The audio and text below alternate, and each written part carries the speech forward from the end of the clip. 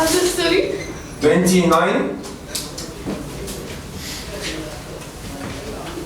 The biggest refraction angle of light beam falling from water of refractive index كذا to air، يبقى هو جاي من high optical density low optical density.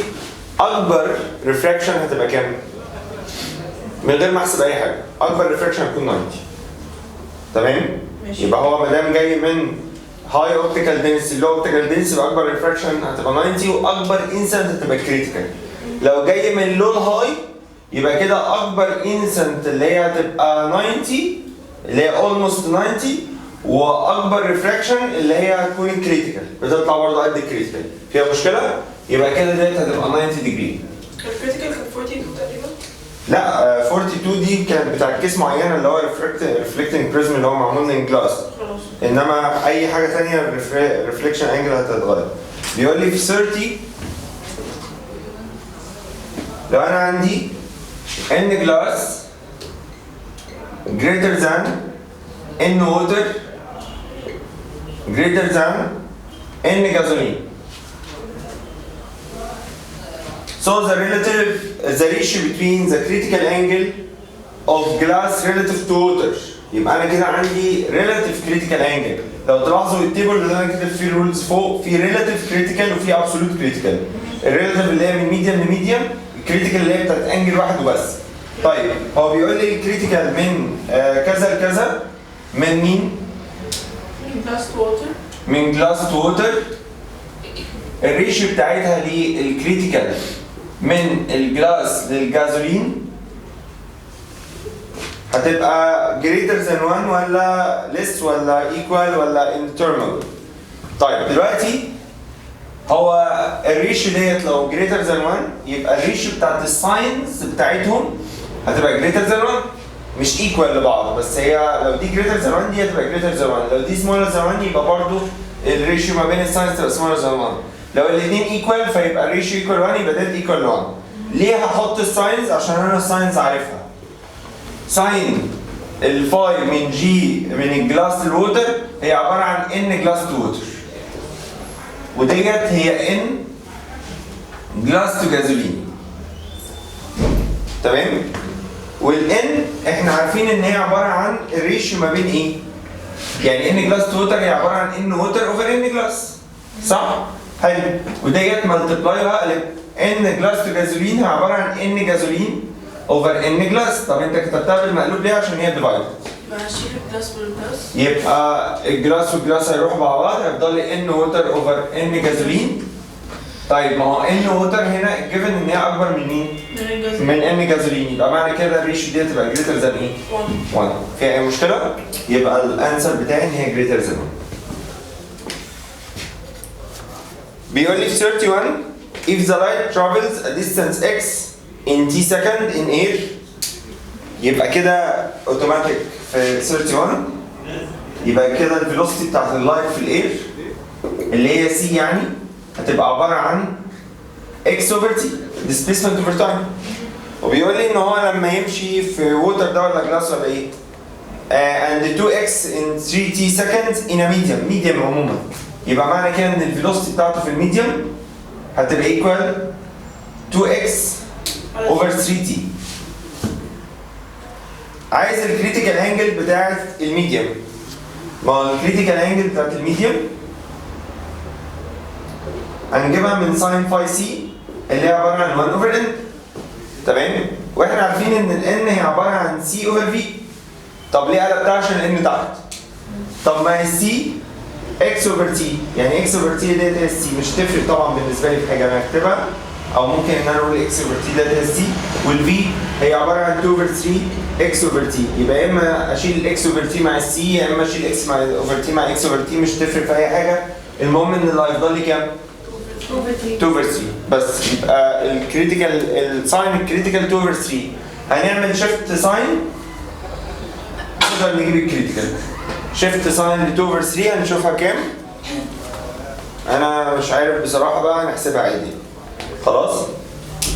حد عنده مشكله في دي؟ 41.8. تمام يبقى الانسر سي اللي هي 41.8.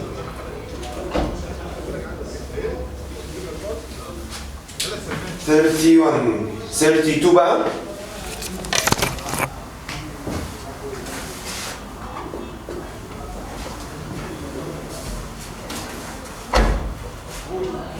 عندي لايت سورس وعندي تو ميدياز.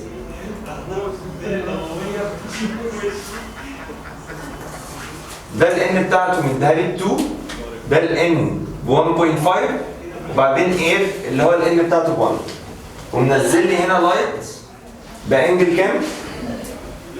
بانجل 35.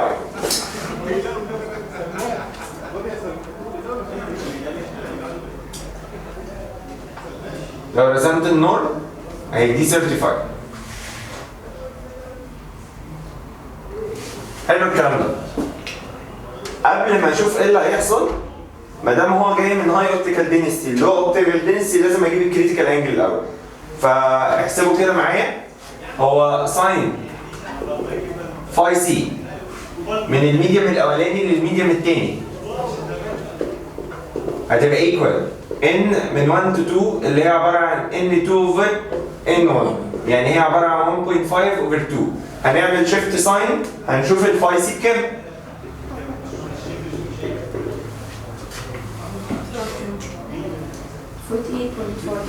دي هتطلع 48.5 ديجري. طيب دي كده اصغر من الكريتيكال بتاعتها صح؟ يبقى كده هيحصل ريفراكشن عادي.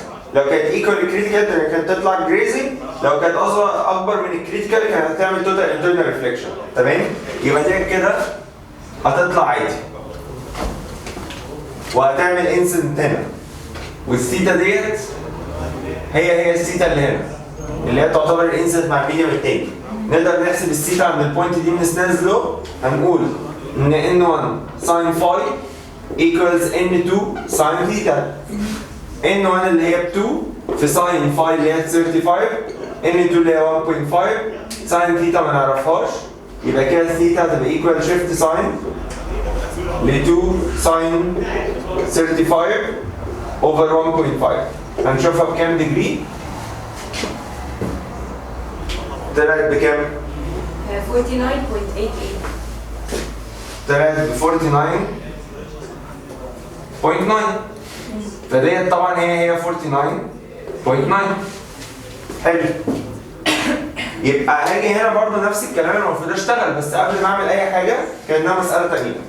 لازم اجيب الكريتيكال انجل. هنا الكريتيكال انجل بقى من ميديوم لاير، فممكن اجيبها من الابسولوت على طول. هقول ان ساين فاي سي اللي هي بتاعت الميديوم الثاني على طول لاير هتبقى ايكوال 1 اوفر ان، يعني 1 اوفر 2 1 اوفر 1.5 سوري. يبقى كده فاي سي هتبقى ايكوال شيفت ساين لدوت تطلع 41.8.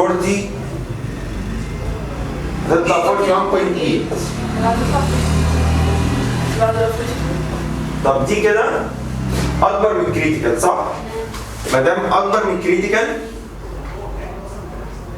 يبقى كده هتعمل توتال ايه؟ توتال ريفلكت، يبقى هي مش هتخرج من الميديم ده. نو اميرجن.